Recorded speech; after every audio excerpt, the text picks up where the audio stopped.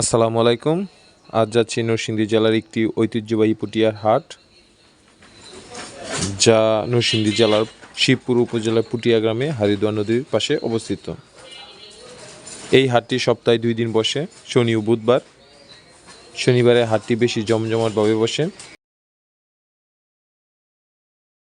এই হাটটিতে আশেপাশে কয়েকটি জেলার মানুষ প্রতিনিয়ত হাট বাজার কেনাবেচা ও ব্যবসা বাণিজ্য করতে আসে।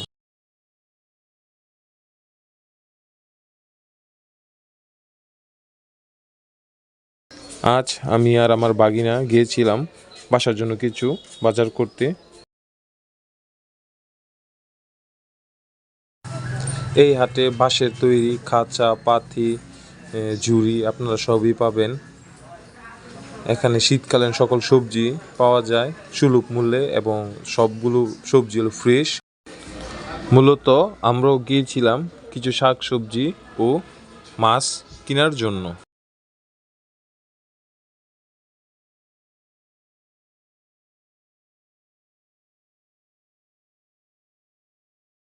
সপ্তাহে শনিবারে এই হাটে গরু, মহিষ, ছাগল, ভেড়া কেনাবেচা হয়।